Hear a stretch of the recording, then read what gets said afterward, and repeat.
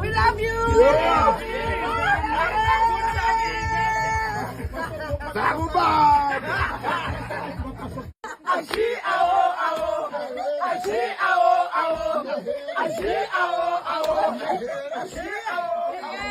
Khoza FM ngiyajabula wesiqameza.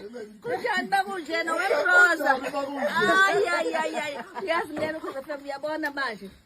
Umubona sesule siye mayitha ama promo owazi ukuthi kuvuleleka umunye nje ubhavu la kumina. Ngicela ayibo yabona ngicela usho khona umroza la.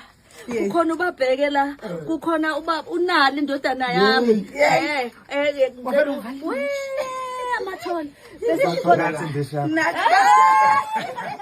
Kukhona umngane wami osuke e-UK la. Kukhona ngane bafaka imali kakhulu. Ngane. Ngona hele. Yazizidla umkala wenkukhu. Salad. Imuphi wakho manje bros? Hey nangu masaladi. Ngifakile. Uzofaka bijona. Usungafana umisa kabi unala amathona. Usihle, khona uzama usihle, usiqameza, ayifundisi isoso ngilibonile ngiyabonga. Kukhulu mjelo Bokhozi FM ngiyabonga kubaphathi Bokhozi, ngiyabonga kuba ozakwethu abalana. Aniyazi imali engiyiphiwe. Izolandwa abantu. Ngimufashelwa amazulu. Abalanda imali ngengwazi phela uhamba nayo amakhekhe alana imbali angazi ngizothini yazi ngibathanda njengoba nginithanda nani emakhaya ngenhliziyo yami okay ngizolanda amalento ama-bodyguard kababunani Hayi ngempela. Hawu. Bezohlela ndezakhe zimnyama.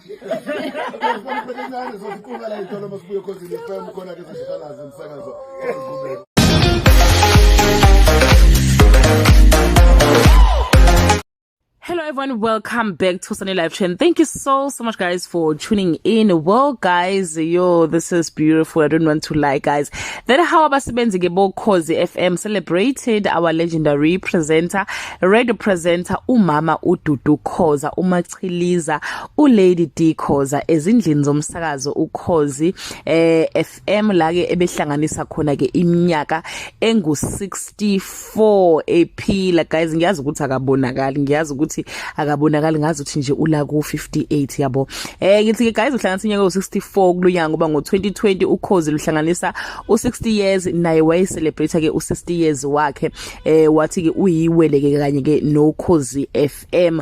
So ke guys umama Dudu Khoza wajoina ke umsakazo uKhozi FM eminyakeni eminingi yadlula engaphezulu ka 30 years if I'm not mistaken, because guys that must khula sikhule nje sahlakaniphela ekulaleleni umama Dudu Khoza maze nje uKhozini izwi lakhe silazela nje uKhozini usesakazeke uhlelo Jabula Jule isikhathi eside kakhulu leqala ke ngo9 to 12. Into engayisho ngaye guys ukuthi ke umama Khoza ungukukhanya, she's the light, she's just a light la fika khona nje, she brings light. She's a person who understand and love bonke abantu from all level guys. We love her and we wish her all the best. Very soon ke guys xa ukuthi ke ngunyaka ozayo uzobeke ebeka phansi intambo zokusakaza ehlanganisa ke iminyaka engu65 ephila. So guys most una 65 ke most companies bayakudedela ukuthi cha hamba uyophumula ekhaya, but she looks young guys, she looks very young. So guys I think next day impela cha uzobeke ebeka phansi intambo zokusakaza uthi xa kamgcine ke uyisibuso sesikhulu kakhulu ikakhulukazi ke kubalaleli nabathandi ke bomsakazo uKhozi FM. That's all for now guys. Do leave your sweet message to our queen Lady D. If you have something to say, just drop a comment in Langenzansi.